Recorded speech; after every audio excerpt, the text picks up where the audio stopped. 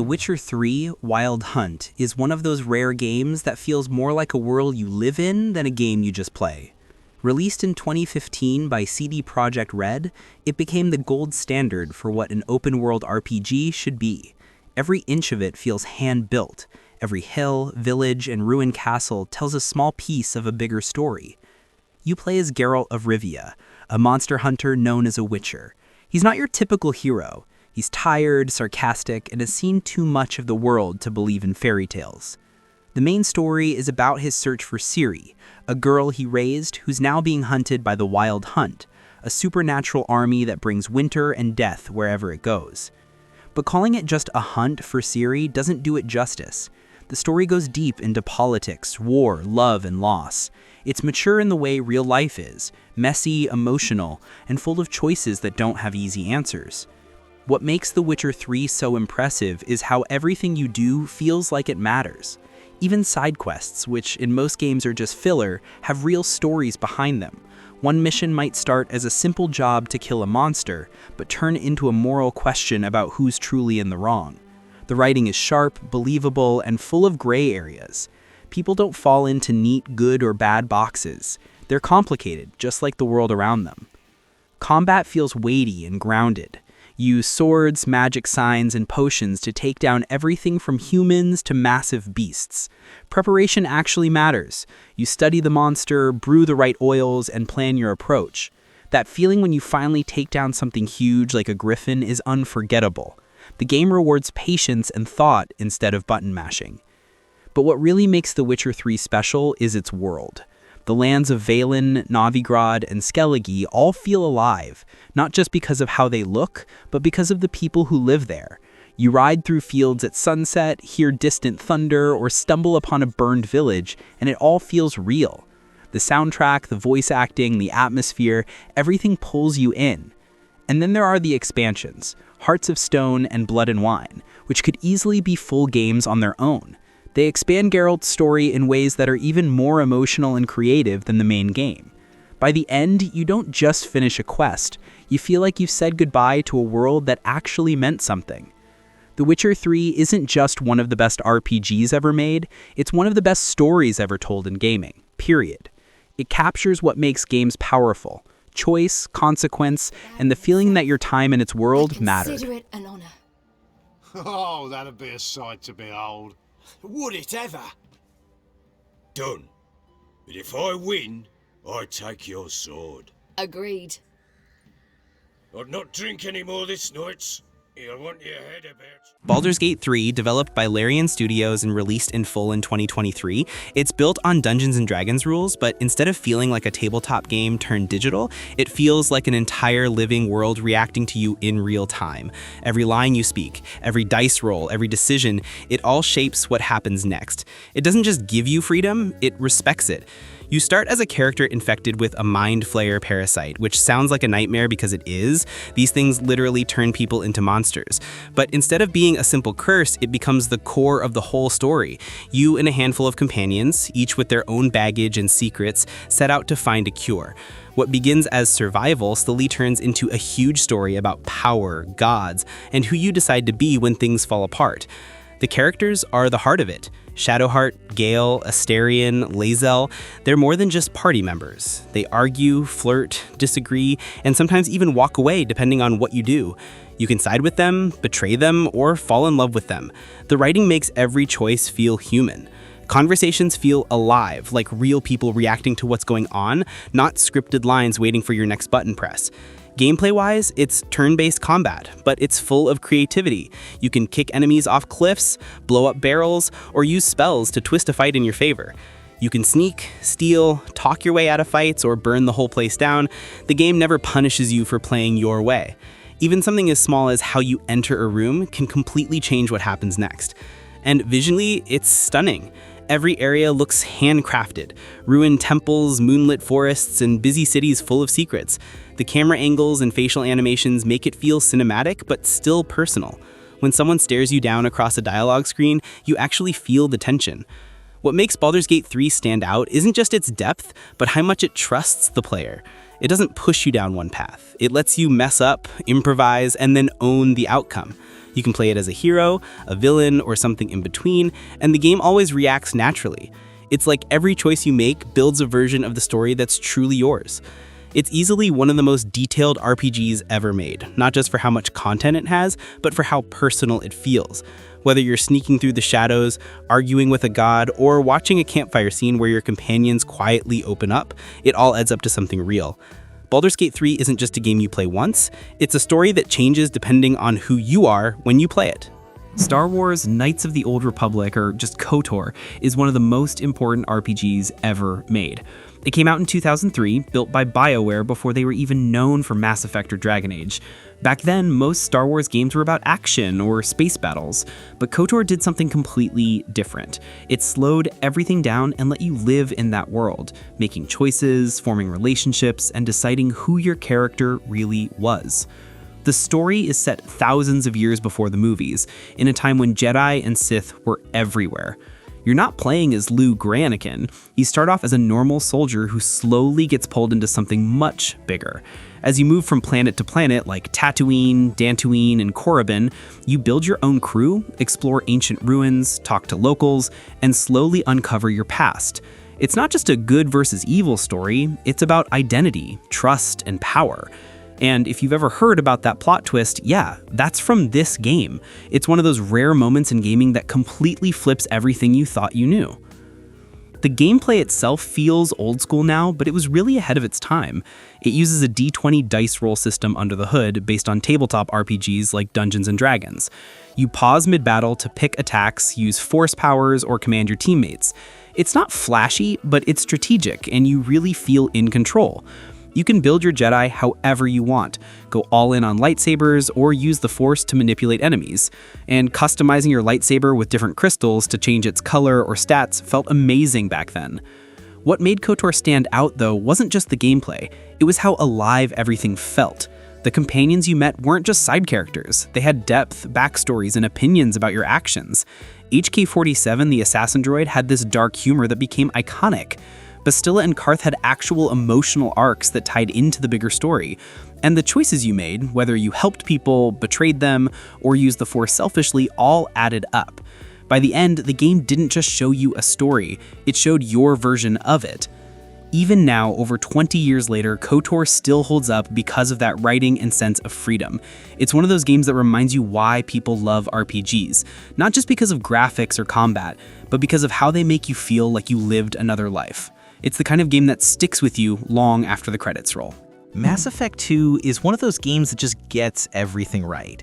It's part space adventure, part emotional story, and it makes you care about every single person on your crew. You play as Commander Shepard, who literally comes back from the dead after the events of the first game. From there, you're thrown into a darker story.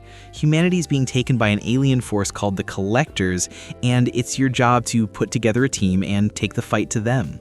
What makes it hit so hard isn't just the story, it's the people.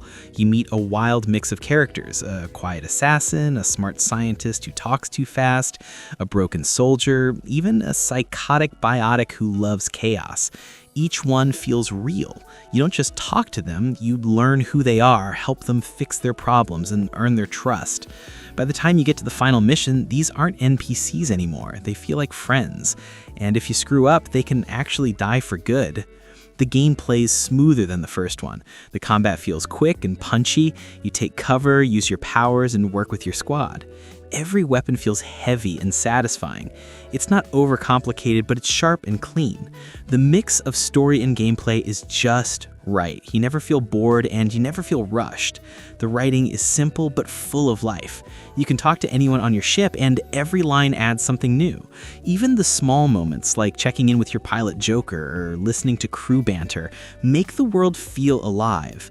You travel across space, visit weird planets, deal with gangs, aliens, corporations. It always keeps things fresh. And the ending? Easily one of the best in gaming. The suicide mission lives up to its name. One bad choice and people die. Every upgrade, every conversation, every decision you made earlier comes back here. It's tense, emotional, and unforgettable. Mass Effect 2 isn't just a good sci-fi game, it's the kind of game that makes you feel part of something bigger. It's about loyalty, trust, and what kind of leader you choose to be. Even years later, no other game has captured that same mix of action and heart quite like it. Disco Elysium: The Final Cut is one of the most unusual RPGs ever made, but in the best way possible. It's slow, strange, and completely built around words instead of action. You play as a detective who wakes up in a trashed hotel room with no memory, no idea who he is, and a murder to solve. From there, everything unfolds through dialogue, not just with other people, but with your own mind. Your thoughts talk back, argue with you, and sometimes straight up bully you. It's like having 20 different voices fighting for control in your head. The game takes place in a city called Revachol, which feels broken but real. It's full of ruined buildings, people trying to survive, and old ideas clashing with new ones. You don't just question suspects, you dive into philosophy, politics, addiction, and regret. The writing is sharp, but human. It doesn't hold your hand or force you to act heroic. You can be smart, kind, cruel, pathetic, or all that at once. What's special about Disco Elysium is how much freedom you have to shape who you are. Every skill in the game is basically a piece of your personality. Empathy, logic, authority, drama, and they all talk to you. If you build up empathy, you'll read people's emotions better. If you boost logic, you'll see clues others miss. But if you rely too much on one side, it can mess you up. The game constantly reacts to the way you think and speak, making every conversation feel alive. The Final Cut version adds full voice acting and new quests tied to political beliefs. That makes the world feel even more personal and immersive. The actors bring each character to life, and the soundtrack, calm, sad, and beautiful, makes even quiet moments feel powerful. There's no combat in the traditional sense. The whole game is about choices, words, and how you deal with failure. You can talk your way through almost anything, or make things worse with a single bad line. Sometimes the best moments come from mistakes, not success. Disco Elysium isn't for everyone. It's slow, heavy on text, and often weird, but that's exactly what makes it special. It's more like reading a great book you get to shape yourself. It proves you don't need big fights or fancy graphics to tell a deep story. You just need good writing and the courage to be different. Planescape Torment.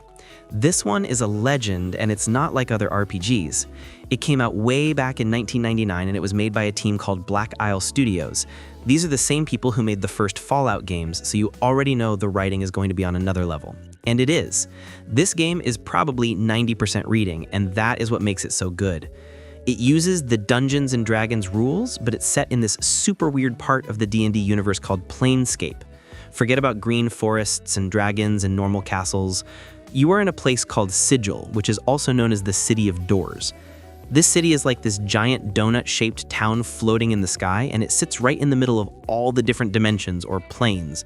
This means you have portals or doors that can lead to anywhere. You might open a closet door and it leads to a world made of fire, or a puddle in the street could take you to a land of ice. The city is full of strange people. You will walk into a bar and see a regular person having a drink next to a big fiery demon who is sitting next to an angel, and nobody is freaking out. That is just Tuesday in Sigil. The whole place feels dark and gritty and old. So you start the game by waking up on a stone table in a mortuary, a place that processes dead bodies. You have no idea who you are. Your name is the Nameless One. Your body is just a mass of scars and tattoos from a life you cannot remember. You quickly find out that you are immortal. But this is not a cool superpower, it is a curse. Every time you die, you just wake up again, usually in a lot of trouble, and you have lost all of your memories. You have lived thousands of lives. You have probably been a hero, a monster, a king, and a beggar, but you do not remember any of it. Your first companion, the very first friend you make, is a floating, talking skull named Morte. He just floats around cracking jokes and insulting people, but even he has his own dark secrets. The whole game is not about saving the world, it is a personal story. You are just trying to find out who you are. Why are you immortal? What did you do to deserve this? And maybe, just maybe, how can you finally die for good? The gameplay is what really sets it apart. This is not a game about fighting. The combat is actually the worst part of the game. It's old and clunky, but the game knows this. It wants you to talk. Your most important stats are not strength or dexterity. They are intelligence, wisdom, and charisma. When you put points into intelligence, you don't just get more magic points, you literally unlock smarter things to say in conversations. Your character will understand a complicated idea or remember a tiny piece of your past. If your wisdom is high, you will notice things in the world that other characters miss, which can open up whole new quests. You can play almost the entire game without getting into a single fight, just by being smart and talking your way through it. The game is like a giant interactive book. It's all built around this one single question that the game asks you over and over. What can change the nature of a man? It is a total masterpiece, and there is still nothing else like it. Fallout New Vegas is one of those games that sticks with you long after you're done playing. It came out in 2010, made by Obsidian, and it's still seen by a lot of players as the best Fallout ever made. It's set in the Mojave Desert after a nuclear war, where people are just trying to rebuild life in the ruins of old America. You play as a courier who gets shot in the head and left for dead, but somehow survives. From there, you set out to find the man who tried to kill you, and end up caught between huge powers fighting for control of New Vegas and the wasteland around it. What makes this game shine isn't just the world, it's the freedom. You can side with anyone.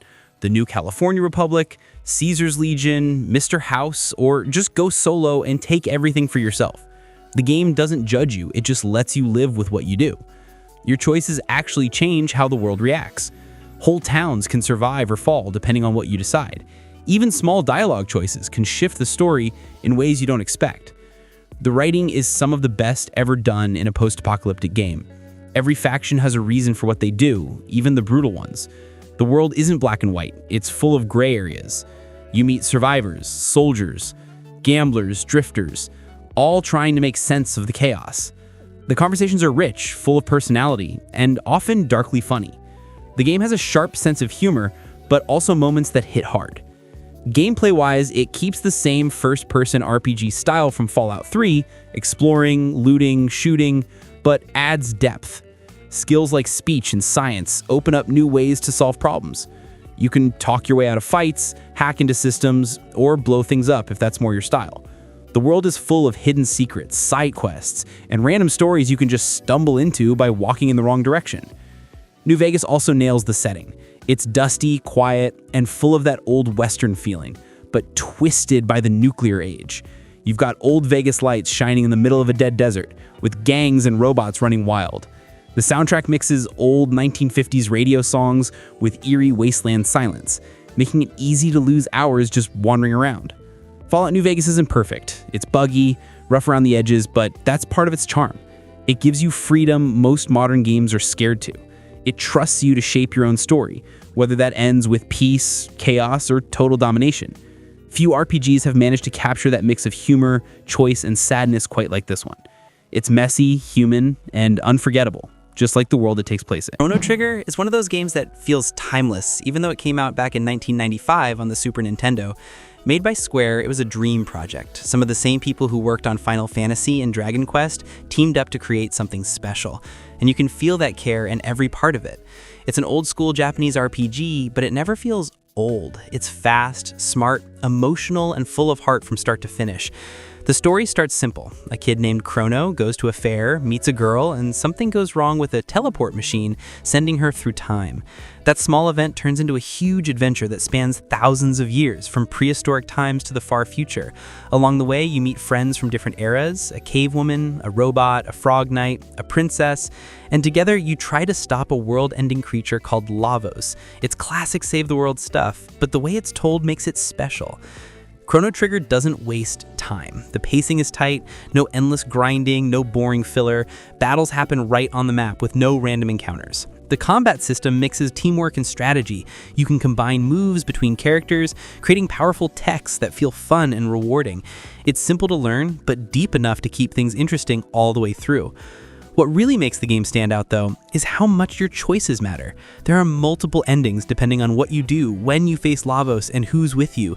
It was way ahead of its time for giving players that kind of control. You could replay it again and again and still discover something new. The music is another reason people still talk about it today. Yasunori Mitsuda's soundtrack is unforgettable. Every tune, from the peaceful town themes to the epic boss music, adds emotion to the story. And the art, designed by Akira Toriyama, the creator of Dragon Ball, gives every character personality without needing fancy graphics. Chrono Trigger isn't just a classic, it's one of those rare games that still feels fresh no matter when you play it. It's simple but powerful, emotional without trying too hard, and full of moments that stay with you. It's the kind of RPG that makes you remember why people fell in love with this genre in the first place. Dragon Age Origins is one of those RPGs that pulls you in from the very first hour and keeps you hooked all the way through. Released in 2009 by BioWare, it feels like a return to classic fantasy, dark, detailed, and full of choices that actually mean something. You play as a Grey Warden, one of the last warriors sworn to protect the world from an ancient evil called the Blight. But before you even get there, the game lets you choose your background, human, elf, dwarf, and each one starts with a totally different origin story. That alone makes it feel personal right from the start.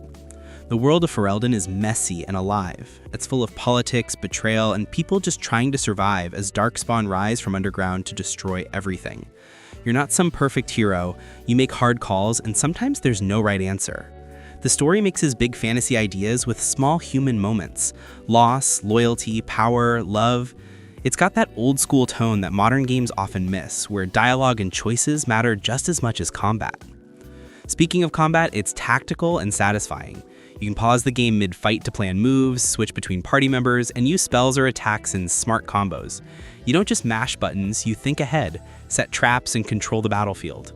Building your team matters. Each companion has their own fighting style, story, and opinion about what you do. If they hate your choices too much, they might even leave you. The companions are a big part of why the game works so well. Characters like Alistair, Morrigan, and Leliana feel real, funny, flawed, and unpredictable. They talk to each other while you travel, argue during missions, and open up the more time you spend with them. You can agree with them, fight with them, even romance them, and it all fits naturally into the story. The writing is sharp but easy to follow, and the voice acting gives it weight. Every quest feels like it ties into something bigger. Even side missions have meaning, you learn about the world through them instead of just checking off tasks. The choices you make along the way, who you side with, who lives or dies, shape the ending in major ways. Dragon Age Origins feels like a mix of old and new RPGs done right. It gives you the depth and choice of the classics, but keeps it grounded with real emotion. It's not just about slaying monsters, it's about the people standing beside you and the world you're trying to save, even if it's falling apart. It's rough, honest, and still one of the best fantasy stories ever told in gaming. Persona 5 Royal is one of those games that just oozes style from the moment it starts. Released by Atlus, it's a Japanese RPG that mixes everyday life with wild, supernatural action. You play as a high school student who's falsely accused of a crime and sent to Tokyo to start fresh. But soon you discover you can enter a hidden world called the Metaverse, a place built from people's twisted desires. There, you and your friends become the Phantom Thieves, a group that steals corruption straight from people's hearts. The setup sounds crazy, but it works because of how well the game blends two sides of life, the normal and the unreal. By day, you go to school, hang out with friends, study, and build relationships. By night, you dive into massive, stylish dungeons full of monsters called shadows. The way those two sides connect is what makes it special. The stronger your friendships in the real world, the stronger you become in battle. It's all about balance, managing your time, building bonds, and growing as a person. The turn-based combat is classic but fast and smart. You find enemy weaknesses, pull off team combos, and summon personas, powerful versions of your inner self that give you new abilities. It's flashy, colorful, and never gets boring. Every battle feels like a performance, backed by one of the coolest soundtracks ever put into game. Seriously, every battle theme hits hard. Persona 5 Royal isn't just about fighting, though. It's about rebellion. The game dives into how people get trapped by society, guilt, or pressure, and what it takes to break free. Every character you meet has their own struggles, some funny, some heavy, and watching them grow feels rewarding. The story tackles real stuff like abuse, loneliness, and self-worth, but always with heart. What makes the Royal version special is how much more it adds. There's new content, a new semester, extra characters, and a richer ending that ties everything together. It feels more complete, more emotional, and even smoother to play than the original. The art, music, and writing all work perfectly together. The menus move like animations, the voice acting strong, and the city feels alive. Every moment looks and sounds cool, but there's also real depth under all that style. Persona 5 Royal isn't just one of the best JRPGs ever made. It's a reminder that games can be fun, stylish, and still tell something real. It's long, bold, and full of life. Once you finish it, you'll probably wish you could forget it just to play it fresh all over again. Final Fantasy VII. Here you go. Let's talk about Final Fantasy VII. This game is a giant in video game history. It came out in 1997 for the first PlayStation, and for so many people, this was the game that changed everything. Up until this point, Final Fantasy games were on Nintendo consoles and were 2D, top-down fantasy adventures. This game was completely different. It came on 3 separate black discs, which was a huge deal and made it feel massive. It was 3D. Well, sort of.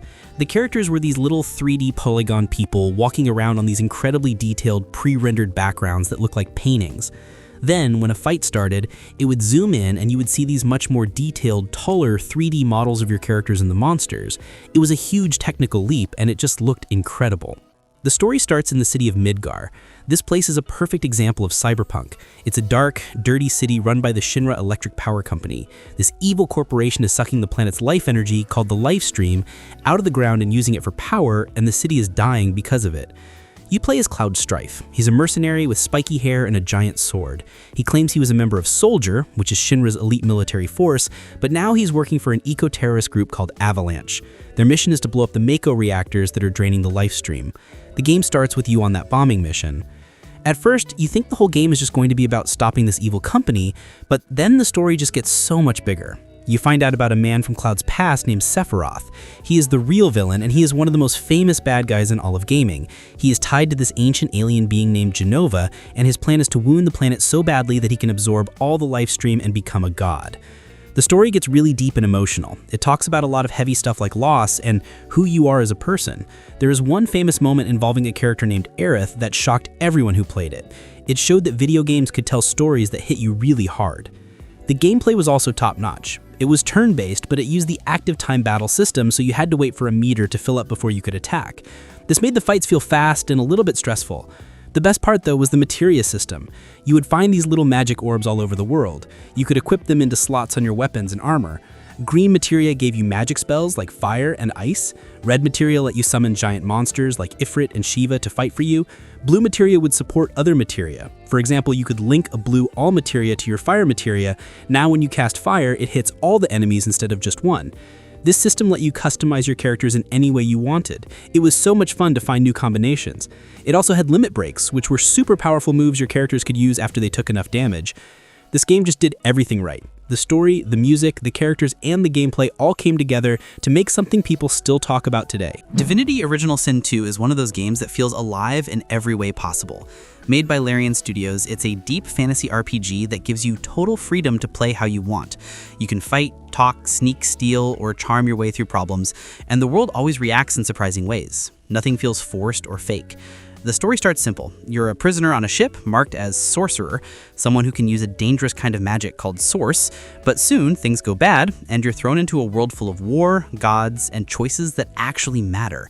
You can play alone or with up to 3 friends, and every character has their own past and motives. That makes the story feel more personal, not just another save the world quest. What makes this game stand out is how much it respects your creativity.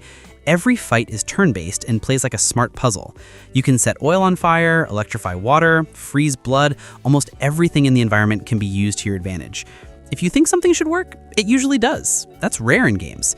Even outside combat, freedom is everywhere. You can talk to animals if you learn the right skill, dig up secrets with a shovel, or just decide to kill a key NPC, and the game won't break. It just changes course naturally. The writing is sharp too, with plenty of humor and depth mixed together. Visually, it's gorgeous. Colorful, detailed, and full of small touches.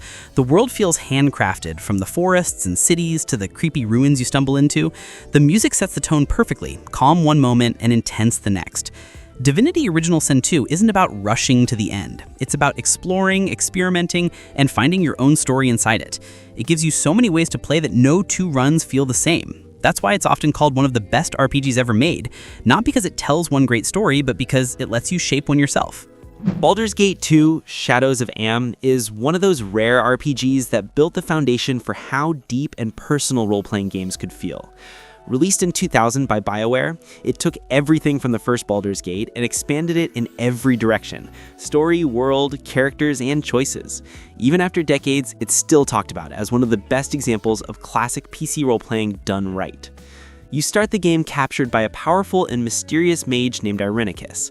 From there, you slowly build your freedom, gather your party, and dive into a huge world filled with gods, monsters, and moral choices that actually hit hard.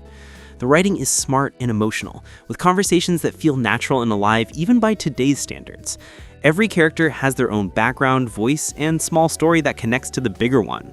Characters like Minsk, Jaheira, and Vaconia still stand out as some of the most iconic companions in RPG history. The world of Amn itself feels massive. You can wander through dark forests, haunted temples, bustling cities, or ancient ruins. Every area hides new quests, strange creatures, and secrets that reward you for exploring. It's not a game that holds your hand. It trusts you to read, think, and make tough calls. And every decision, big or small, can shape how your journey unfolds. Combat is built on the Dungeons & Dragons 2nd edition rules, so it's all about tactics. You pause time to plan your moves, cast spells, and position your party just right. It can be challenging, but it's deeply rewarding once you get the hang of it. You feel like you're actually leading a real group of adventurers through impossible odds. What really makes Baldur's Gate 2 special is how mature and detailed it is. It doesn't just give you a quest to finish. It gives you a world full of moral choices, personal goals, and real emotional weight. The voice acting, the hand-painted backgrounds, the soundtrack, everything works together to pull you in. Even now, with its enhanced edition, the game still feels fresh because the writing and design were way ahead of their time. It's the kind of RPG that makes you stop and think after you finish it, because you realize how much of yourself you put into it. Baldur's Gate 2: Shadows of Amn isn't just a game, it's one of the biggest reasons why story-driven RPGs became what they are today. The Elder Scrolls V Skyrim. This game is an absolute giant. It came out in 2011, and people are still playing it today. And I mean playing it on every console, every computer, and probably even on refrigerators at this point. It was made by Bethesda Game Studios, the same people who do the Fallout games, and this is their big fantasy world. The game starts, and you are a prisoner in the back of a cart. This is a classic Elder Scrolls thing. You are about to get your head chopped off, but right at that second, a massive dragon attacks the town. In all the chaos, you manage to escape. You run into a nearby dungeon, and once you get out, the game just stops holding your hand. It opens up, and you see the entire land of Skyrim in front of you. It's this huge, beautiful, snowy place full of mountains, pine forests, and ancient ruins. The game basically just looks at you and says, "All right, see you later. You can go anywhere you want." You find out very quickly that you are not just some random prisoner. You are the Dragonborn, or the Dovahkiin as they call it. This means you have the body of a human, but the soul of a dragon. This is a huge deal because the dragons have just returned to the world after being gone for thousands of years, and you are the only one who can truly kill them. When you kill a dragon, you absorb its soul. This lets you use their magic, which is called shouts, or the Thu'um. These are words of power. The most famous one is Unrelenting Force, where you shout, "Fus Ro Da!" and it just sends enemies flying off cliffs. It is one of the most fun things in any game ever. The main story is about you, the Dragonborn, having to stop the giant evil dragon named Alduin, who is called the World Eater. But here is the thing about Skyrim. Almost nobody plays it just for the main story. The real game is everything else. You can just pick a direction and walk. You will find a cave, and that cave will lead to an ancient Nordic tomb full of skeletons called Draugr, or you'll find a hidden bandit camp, or a giant's camp, or a weird magical stone. The game lets you be whoever you want. You want to be a big warrior with a giant hammer? Go for it. You want to be a sneaky archer who shoots people from the shadows? That is probably how everyone plays it. You want to be a powerful mage who shoots fire from your hands? You can do that too. The way you level up is just by doing things. If you swing a sword, your sword skill gets better. If you sneak around, your sneak skill gets better. It just makes sense. You can also join all of these different groups. You can go to the companions in the city of Whiterun and become a warrior, and you find out that they're all secretly werewolves. You can go to the College of Winterhold and become a master wizard. You can join the Thieves Guild in Riften and steal everything that is not nailed down, or you can join the Dark Brotherhood, a cult of assassins who get murder contracts from a talking corpse. The side quests in this game are better than the main quests in other games. This game is a machine for creating stories. You will just be walking to a new town, and all of a sudden, a dragon will swoop down, a pack of wolves will attack you, and a giant will run in and start fighting the dragon all at the same time. It is this amazing open-ended sandbox where you just live another life. First off, you have to understand this is not like the other Final Fantasy games. It's not about a group of friends traveling the world on an airship to fight a big magic monster. This game is a serious, grown-up story about war and politics. It's a tactical role-playing game, which means the combat plays out on a grid, like a 3D chessboard. Where you stand and which way your character is facing is super important. It's all about strategy.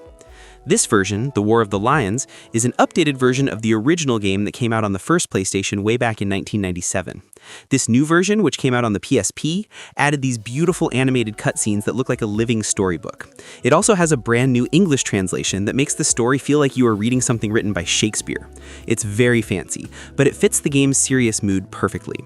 The story is set in the world of Ivalice, which is the same world as Final Fantasy XII. The whole game is told like a history lesson. A historian in the future is looking back at a huge war that tore the kingdom apart called the War of the Lions. The history books say the war had a big hero, but the historian thinks the official story is a lie. The game is you playing through the life of the real hero, a young nobleman named Ramza Beolv. Ramza starts out as a good kid, a knight in training who believes in honor and justice, but he gets thrown into this war between two powerful nobles who both want the throne. He quickly learns that the world is not fair. He sees how the nobles treat the common people like dirt, and he sees all the backstabbing, lies, and betrayals that happen behind the scenes. The story is dark. It is about how history is written by the winners, and how good people who try to do the right thing often get forgotten or even called villains. The gameplay is the other thing that makes this game a masterpiece. It has the best job system ever made. Your characters can be one of many different jobs. You start with basic ones like a squire or a chemist. As you use a job, you earn points that you use to learn new abilities for that job. Once you level up a job enough, you unlock new, more powerful jobs. For example, if you level up your squire, you unlock the knight and the archer. Level up your chemist, and you unlock the white mage and the black mage. The best part is that you can mix and match abilities from different jobs. You could have a character whose main job is a knight, so he wears heavy armor and uses a sword, but you can give him the white mage's cure spell as a secondary ability. Now you have a powerful knight who can also heal his friends. You can make a ninja who can also use a samurai's powerful sword techniques. The combinations are almost endless, and it is so much fun to build your perfect team. The battles are tough too. If one of your characters gets knocked out and you do not heal them in a few turns, they die forever. They turn into a crystal and are gone from your game for good. This makes every decision in every battle feel super important. Yakuza Like a Dragon is one of the boldest turns a long-running series has ever taken. Instead of sticking to the usual brawler combat the older Yakuza games were known for, this one completely flips the script into a turn-based RPG, and somehow it works beautifully.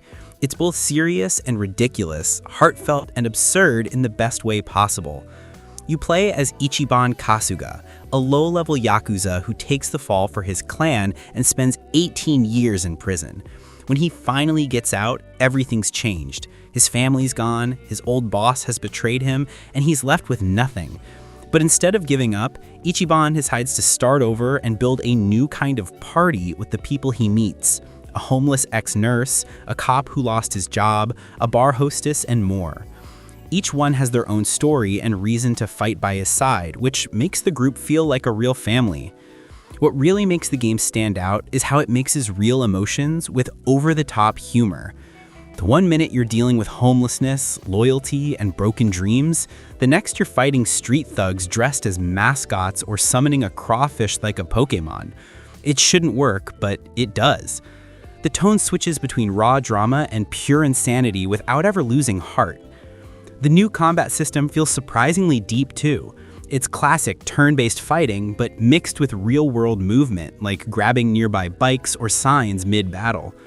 Each character has different jobs that change their abilities, just like a traditional RPG, but with a funny twist. You can literally turn a character into a musician or chef and use their job skills in fights. It keeps things creative and constantly surprising. The city of Yokohama looks amazing and full of small details, karaoke bars, arcades, side stories, and weird mini-games everywhere. You can spend hours just exploring or getting lost in side content that's as entertaining as the main story. What makes Yakuza Like a Dragon special is its heart. It's not just about revenge or power, it's about people who've been kicked down trying to stand back up and help each other. Ichiban isn't the cool, silent type. He's loud, kind, and naive in a way that makes him incredibly easy to root for. It's not only one of the best RPGs in recent years, it's also proof that taking risks in a long-running series can pay off. Yakuza Like a Dragon is wild, emotional, funny, and full of soul, the kind of game that leaves you smiling long after the credits roll. The Elder Scrolls III: Morrowind. This is a special one. This is the game that really put the Elder Scrolls on the map for a lot of people way back in 2002. It came out before Oblivion and way before Skyrim, and if you go back to it now, you can see it is a completely different kind of game. It is the one that old school fans always talk about with this special kind of respect, and it deserves it. First, you have to understand the world. This is not the snowy, Viking-filled land of Skyrim. You are in Morrowind, the homeland of the Dark Elves, the Dunmer. And this place feels like an alien planet. It is so weird and unique. You get off the boat and the first thing you see are giant mushrooms that are as tall as skyscrapers, and people live inside them. The main way to get around is by riding in the shell of a giant insect bug thing called a silt strider. The sky is often red from the ash blowing out of the giant volcano in the middle of the island, Red Mountain. The animals are not just wolves and bears. You have these long-legged flea things called nixhounds and flying creatures that look like jellyfish. The elves who live there are super suspicious of you. They call you an outlander and they are not happy you are there. It does not feel welcoming at all. It feels like a real strange place that does not care about you. Like the other games, you start as a prisoner. You are on a boat and they just dump you in a little swamp town called Seyda-Neen. A guy gives you some papers and tells you to go find some man in another city. That is it. The game does not give you a big fancy quest marker pointing exactly where to go. An NPC will give you directions like, go east out of town, follow the road until you pass a big rock, then turn north toward the coast. You have to actually read your journal, look at your paper map, and pay attention to the world. It makes you feel like a real explorer. You have to find your own way. The gameplay is also very different. The combat is based on old school D&D dice rolls. This means that even if you see your sword hit the enemy on the screen, your character might still miss because your skill level is too low. A lot of new players hate this, but it is part of the game. As you use your sword more, your skill goes up, and you start hitting almost every time. It is a true role-playing game. Your character's stats matter more than just your own reflexes. And the world does not care about your level. This is huge. In Skyrim, if you are level 5, the enemies are around your level. In Morrowind, if you are level 2 and you wander into the wrong cave, you will find an ancient vampire who will kill you in one single hit. The world is set. It is up to you to get strong enough to survive it. It makes it feel so much more real and dangerous. The magic system is also amazing. You can make your own spells, and the system is completely broken in the best way possible. You can make a spell that lets you jump so high, you can leap clear across the map in a few bounds. You can make spells to become invisible, walk on water, or charm people into loving you. It is so much fun to experiment. This game is not easy to play today. It looks old and you have to do a lot of reading. But if you can get past that, Morrowind offers one of the deepest, most unique, and most rewarding worlds ever created in a game. It does not hold your hand, it just drops you in and trusts you to figure it out. Suikoden 2. Suikoden 2 is really special. A lot of people will tell you this is one of the greatest RPGs ever made, and they're not wrong. It came out on the original PlayStation back in 1998 or 1999 in the US. It's a sequel, but you really do not need to play the first game to understand this one. For years, this game was almost impossible to find. It did not sell well when it first came out, so it became super rare and expensive, which just made it even more of a legend. This game is not your typical save the world from an ancient evil story. It is a much more grounded and adult story about war, politics, and betrayal. It is incredibly emotional. You play as a young guy who gets to name himself, people usually call him Ryu, and you are part of a youth brigade for a big kingdom. With you is your best friend, Joey. The two of you are inseparable, but an event happens at the very beginning of the game that tears your lives apart, and you both get caught up in a huge, brutal war. The story is just top-notch. It deals with some really heavy stuff. You see the ugly side of war, how it affects normal people, and how good people are forced to make terrible choices. The main story is all about your friendship with Joey, and you end up on different sides of the conflict. It is one of the best stories about friendship and rivalry in any video game. But the most famous thing about Suikoden 2 and the whole series is the 108 Stars of Destiny. This is the main mechanic. You do not just have a small party of 6 or 8 characters. You have to go out into the world and recruit 108 different people to join your cause. These are not all fighters. Some are soldiers and mages, but others are cooks, blacksmiths, farmers, librarians, and even just weirdos. Here's the best part. You get your own headquarters. You find this old, empty castle, and as you recruit these 108 people, they come to live in your castle. It grows and comes to life. The cook you recruited will open a restaurant in the dining hall. The blacksmith will set up a shop to upgrade your weapons. The old man you find will open an item shop. You can see all your characters walking around, talking to each other, and making your base feel like a real, bustling home. It is one of the most rewarding things in any RPG. The gameplay is also split into 3 different types, which is awesome. Normal combat, this is your standard turn-based RPG, but you have a 6-person party, which is way bigger than most games. This lets you use all the cool characters you find. There's also Unite attacks, where certain characters who have a connection can team up for a special, powerful move.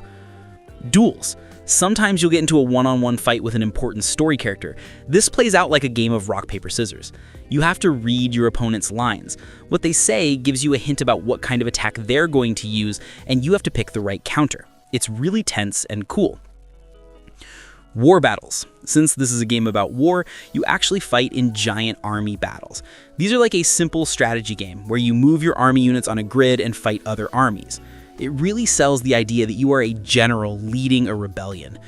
The game is just beautiful. It has amazing 2D pixel art that still looks great today, and the music is incredible. It's a masterpiece with a story that will stick with you for a long, long time. Pillars of Eternity. This game Pillars of Eternity is a love letter to all those old, deep computer RPGs from the 90s. I am talking about games like Baldur's Gate and Planescape Torment. In fact, it was made by Obsidian Entertainment, a company full of people who worked on those original classics. They even funded it through Kickstarter, so it was paid for by the fans, and they made exactly the kind of game those fans wanted. That means it is huge, it is deep, and you're going to do a lot of reading, but the story is so worth it. The world is not your standard fantasy land. This is a new place called Aora, and you are in a part of it called the Dyrwood. It feels like it is in a dark, early modern era. People have just invented guns, but they are still using swords and magic too. The biggest thing about this world is that they have just made a scientific discovery: souls are real. They are not just a religious idea, they are a real, measurable thing that can be studied, transferred, and manipulated. This new science is called animancy, and it is turning the whole world upside down and making all the religions freak out. This is where you come in. Your story starts with you traveling in a caravan to this new land, but a supernatural green storm hits. It kills everyone but you. You take shelter in a cave, and you accidentally stumble on some cultists performing a weird ritual on a giant, strange machine. The machine explodes with energy, and it hits you. This event changes you. You become a Watcher. Being a Watcher is not a superpower, it is more like a curse. It means you can see and hear souls. You can touch a person and see their past lives. You can talk to ghosts that nobody else can see. And because all these voices and memories are flooding your head, you are slowly going insane. Your main quest is not to save the world, at least not at first. You are just trying to find the people responsible for this, figure out what they did to you, and get it reversed before you lose your mind. While you are on your personal quest, you discover the big problem in the Dyrwood, the Hollowborn Plague.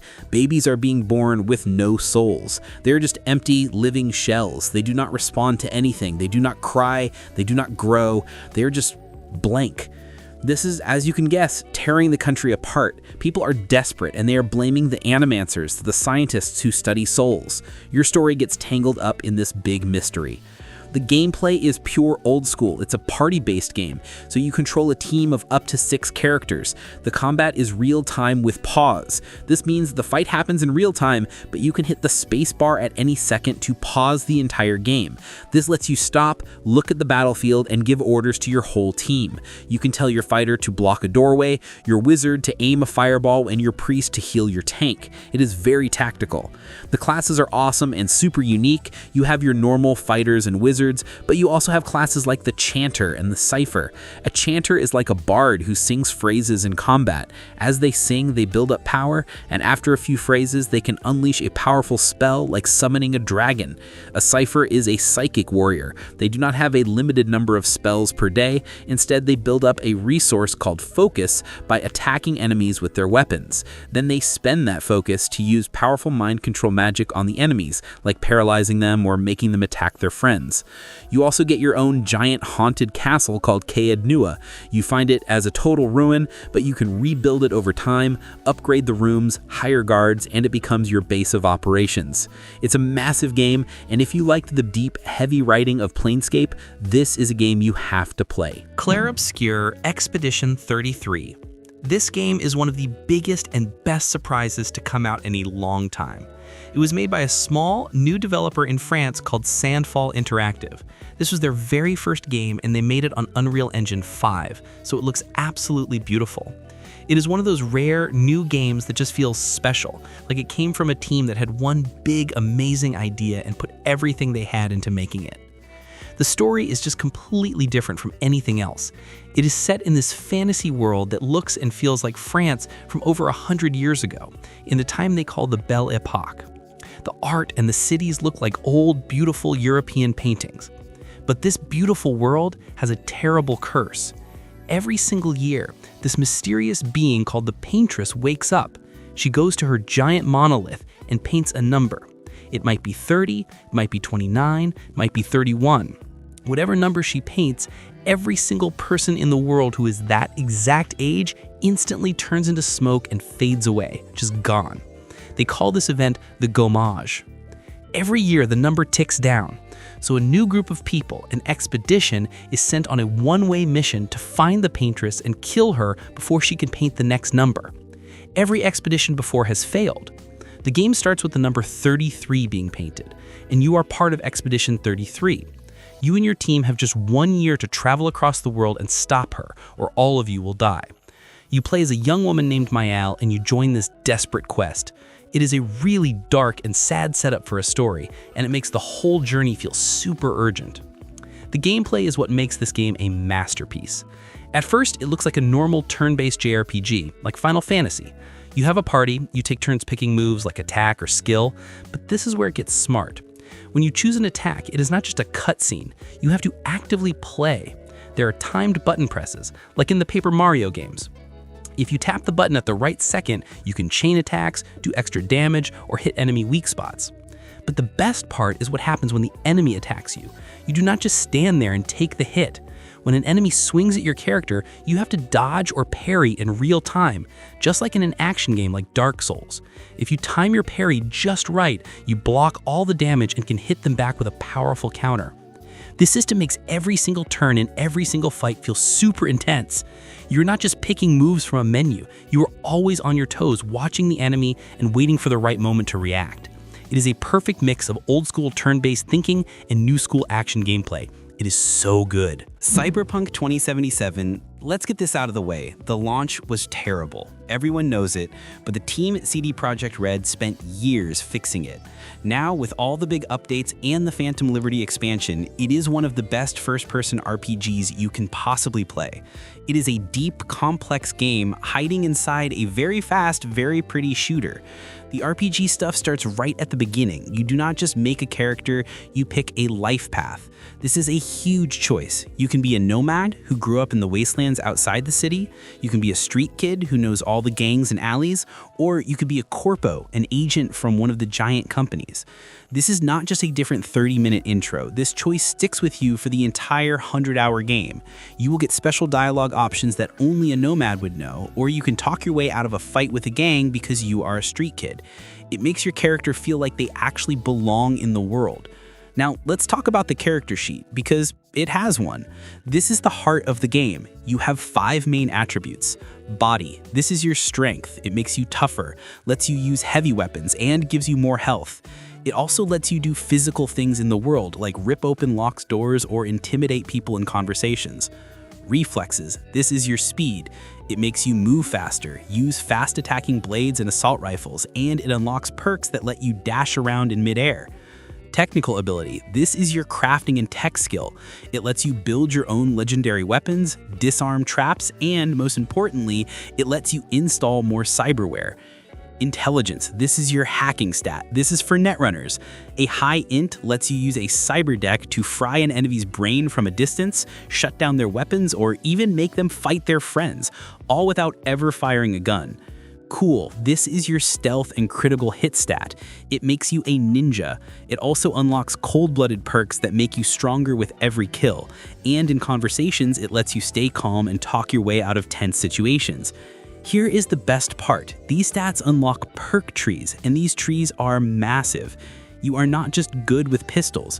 You can get a perk that makes your pistol reloads faster, a perk that lets you shoot from behind cover with more power, and a perk that makes your last bullet in a clip do double damage. You can build a character who is a master of throwing knives, or a shotgun mutilator who gets health back every time he blasts someone. The build variety is insane. And then there is the cyberware. This is your real gear. This is your magic armor. You go to a Ripper dock and you get implants. You can replace your arms with mantis blades, giant swords, gorilla arms for punching, or a projectile launcher, rockets. You can get new legs that let you double jump. You can get a new skeleton that gives you more armor. The most famous one is the Sandevistan. This is the implant that lets you slow down time while you move at normal speed. You can literally walk up to a group of enemies, shoot them all in the head, and be back behind cover before the first body even hits the floor. It completely changes how you play. This all comes together in the quests. Every single mission has multiple solutions based on your build. The front door is guarded, so does your body stat let you force the back door open? Does your technical ability let you open a locked vent on the roof? Does your intelligence let you hack the security cameras and find a code? Does your reflexes with the double jump legs let you just leap over the wall? Does your cool stat let you talk the guard into letting you inside? This is what makes it a true RPG. You are not just following a story, you are building a character and solving problems your way. And the story with Johnny Silverhand is just the perfect engine to push you through this amazing, dark, and now beautifully fixed world. Kingdom Come Deliverance is really, really different from all the others. This one is special. It was made by a team called Warhorse Studios from the Czech Republic. This is important because the game is set in their own country's history. There is no magic, no dragons, no fantasy. This is a 100% realistic RPG. The whole point of the game is to make you feel like you are actually living in the year 1403 in the land of Bohemia. You are not a hero. You are not a chosen one. You do not have any special powers. You play as a young man named Henry, and you are the son of the town's blacksmith. You are just a normal guy. You spend your first day in the game messing around with your friends, trying to collect some money your dad is owed, and maybe getting into a fistfight. You are nobody. Then, a huge army attacks your village. Your parents are murdered right in front of you. Your town is burned to the ground. You barely escape with your life. The rest of the game is your story. It starts as a quest for revenge, but it is really just about surviving. You have no money, no home, no skills, and you just lost everything. This is where the RPG systems get amazing. This game is all about realism. You do not pick a class. You have a bunch of skills, and you level them up by just doing them, just like in Morrowind or Skyrim. If you want to get better with a sword, you have to go to a trainer and actually practice and then use it in fights. If you want to get better at picking herbs, you have to go out and pick hundreds of flowers. If you want to get better at drinking alcohol, you literally have to just drink a lot. The best example of this is the reading skill. At the start of the game, Henry cannot read. He is a blacksmith's son, so he never learned how. If you open a book, all the words on the page are just jumbled, scrambled letters. You cannot read signs, you cannot read recipes for potions, you cannot read treasure maps. To learn how, you have to find a scribe in a big town and pay him money to teach you your letters. You then sit down and slowly level up your reading skill. It is an amazing system. The combat is also totally unique. It is in first person, and it is a real physics-based sword fighting system. It is hard and it feels heavy. You cannot just run in and swing your sword. You have a 5-point star to aim your attacks. Head, left arm, left leg, right leg. You have to aim your blocks in the same direction the enemy is swinging. You have to manage your stamina. If you wear a full helmet, your screen is blocked and you can barely see. It is clunky and difficult on purpose. You are not a hero. You are a boy who barely knows how to hold a sword. You will get beaten by a single bandit in full armor. You have to train, learn, and earn every victory. The game is full of other real-life RPG mechanics. You have to eat and sleep. If you do not eat, you will starve. If you do not sleep, you will get exhausted and pass out. Your charisma skill is not just a number. It's based on what you're wearing. If you walk into a castle covered in blood and mud from a fight, the nobles will refuse to even talk to you. You have to go to a bathhouse, get a bath, and put on clean, fancy clothes. Then people will respect you. Even saving the game is an RPG mechanic. You can't just save anywhere you want. You have to sleep in a bed that you own, or you have to drink a special expensive alcohol called Savior Schnapps. This means you can't just reload if you make a mistake. You have to live with your choices. This game is slow, it is hard, but it is one of the most rewarding and immersive RPGs ever made. Pathfinder Wrath of the Righteous is an absolute monster in the best way possible. This was made by Owlcat Games, a team from Russia that absolutely loves old-school, super deep computer RPGs. This is based on the Pathfinder tabletop game, which is basically like a more complex and detailed version of Dungeons & Dragons. This is the second Pathfinder game they made, and they took everything they learned from the first one and just made it bigger and more epic. The story is not some small personal quest. It is a full-scale end-of-the-world war. For 100 years, there has been this giant glowing rip in the land called the World Wound. It is a literal open door to the abyss, the demon dimension. An endless army of demons has been pouring out and the world has been barely holding them back in a massive ongoing crusade. The game starts with you showing up in a city on the front lines called Canabras. Within the first 20 minutes, a demon lord attacks the city, kills the giant dragon protecting it, and just completely destroys everything. You fall into a deep cavern under the city, and this is where you find out you are special. You get a mysterious divine power you cannot explain. Because of this new power, you become the only person who can really fight back. You escape the ruined city, and the desperate survivors pretty much look at you and decide you are the new leader. You become the Knight Commander of the Fifth Crusade. You are not just an adventurer, you are the general. The normal gameplay is what you would expect from a classic PC RPG. It's an isometric game where you build a party of 6 characters. You get a bunch of amazing companions, all with their own deep stories. The combat runs in real time with pause, so you can stop the action at any time to give orders. But the best feature they added is a button that lets you instantly switch the entire game to a full turn-based mode. If a fight is too crazy, you can just click it and play it slow, like a chess match. It is an amazing system. But the real unique thing about this game is the mythic paths. This is the most important part. Because you have that special power, you do not just level up normally. You also level up on a mythic track. About a third of the way into the game, you have to make a huge choice. You have to pick a path that defines your power, and these choices are insane. You can become a literal angel, growing your own halo and wings and using holy magic to smite demons. You can choose to fight fire with fire and become a demon yourself, using demonic rage to transform. You can become an undead lich who raises an army of skeletons and doesn't care about the living. You can be a trickster who doesn't care about the war and just wants to mess with reality. There are 10 of these paths, and they completely change the story, your powers, and even what your character looks like. And on top of all that, you're still the commander. There's a whole other game layered on top where you manage the entire crusade. You're on a world map and you have to recruit generals, build up armies of soldiers, and move them around to fight the demon armies and reclaim territory. It's like a whole Heroes of Might and Magic strategy game built right inside this massive RPG. This game is huge. It will easily take you over 100 hours. The number of classes, spells, and choices is just massive.